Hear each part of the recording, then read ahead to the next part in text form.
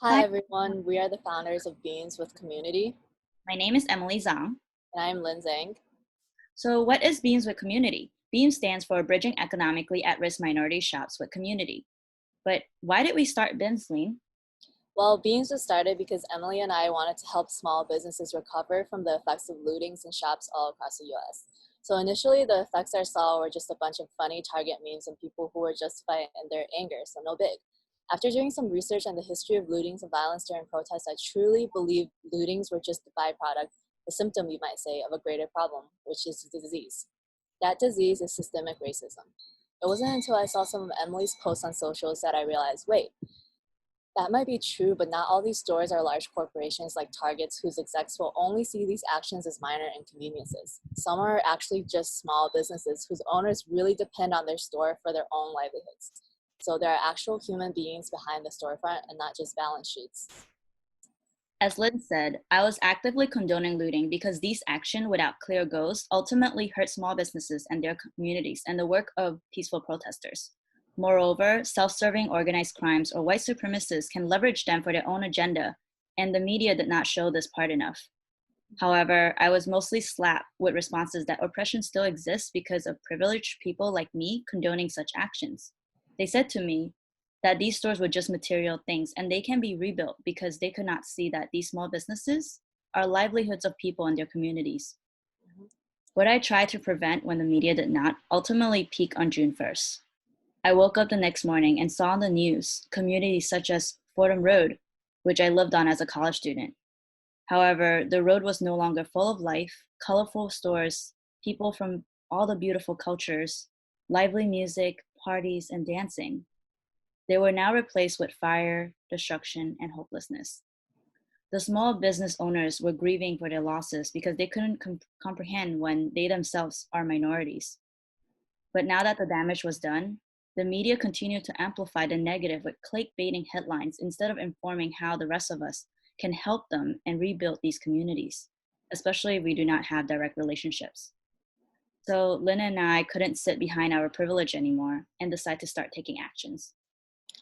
Yeah, so we started Beams as a way to alleviate some of the pain that these small business owners face, and hopefully as an indirect result, the narrative will change from lootings to where the focus should be, which is the peaceful protest. The material goods are not as valuable as lives, but I forgot that there are actually lives that depend on the economic impact of these shops. So have you recently wanted to contribute monetarily to the BLM movement or to COVID-19 hardships, but experienced fatigue by the sheer number of donations available? Or didn't even know where to start looking, or were curious which local businesses near you were affected? This is why we've created a product on Google Maps to feature these small businesses that were affected by recent events. We also do not handle any transactions and have done an initial QA to ensure that these are legitimate businesses. So, how do we find and use this tool? Well, let me show you. I'll share my screen. Oh, exciting. So as you can see here, this is our website. Right on the front page, you can go to our Google Maps product. So this is the map.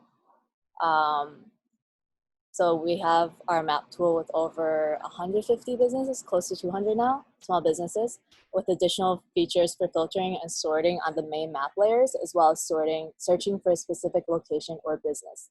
In addition, we have a color-coded map layer just for the tracking of funding go for each business. We also include the business's donation link in the description for easy access.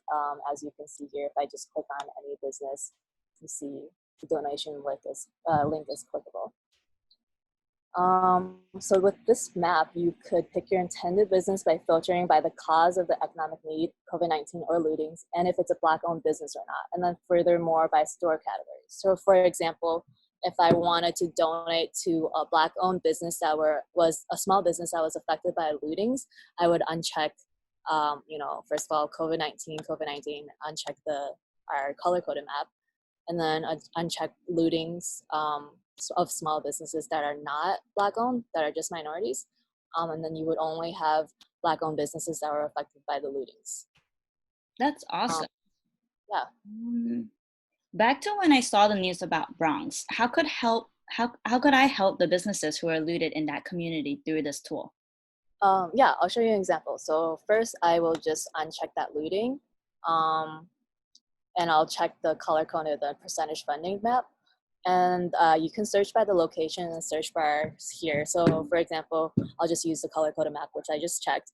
And I'll search for Fordham, and that zip code is 10453.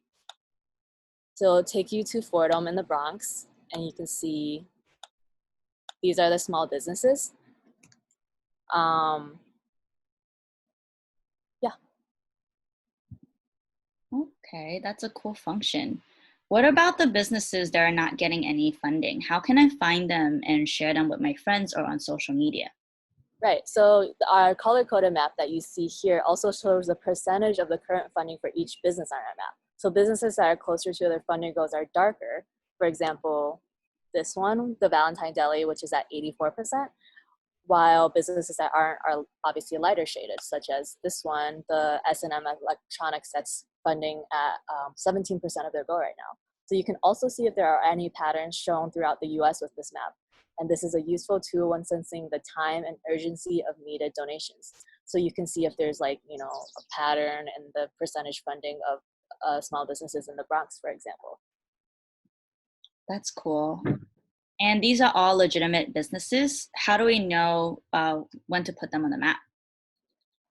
Well, we felt this was the best way to immediately financially help these small businesses, as well as providing a more effective and data-driven way for potential donors. So we are also platform agnostic, so the map drives to any type of donation pages, whether it's from a crowdsourced link, community page, or even a direct business website. That's good to know. What happens as small businesses get funded to recover from the current issues like looting and COVID-19? Small businesses have been struggling to compete with large monopoly like corporations already. Wouldn't they still need help? Yeah, well, I've also found that a lot of these donation pages are set up by family or friends, but not the owners themselves. So to answer your question, in the future, our vision includes setting up a process and a team of volunteers to seek out these small minority business owners who may not have friends or family to help them in times of economic need, even outside of COVID-19 or lootings. We will have an even more data-driven and maps product, continuing to bridge the gap between potential donors who don't know where to start and these small businesses. We will expand and adapt to different needs of minority small business owners. Thanks, Lynn. Yeah. But everyone, we still need your help. Lynn and I started Beams as a reaction to recent lootings, but they're the only two of us. If you can spare any of your hard-earned dollars, please share them with struggling small businesses who have just lost theirs through our map tool that Lynn just shared. If you also know any at-risk small businesses that are not on our tool, please submit their information on our website. And if you're struggling small business owners, please keep going. We need you. You were there for us with dollar coffee until we can afford to indulge in chain lattes. You made our day when you decided to give us that extra bacon when we said, "You're our favorite bodega." You made us laugh and get over our bad days when you put thoughtful notes on our laundry or inspiring stories of your own hardships. We didn't forget that, and we want to give back what you have generously shared with us. Please reach out and let us know how we can help you continue to do what you love. To learn more, please visit our website, beamswit.com. Thank you, everyone, and stay safe.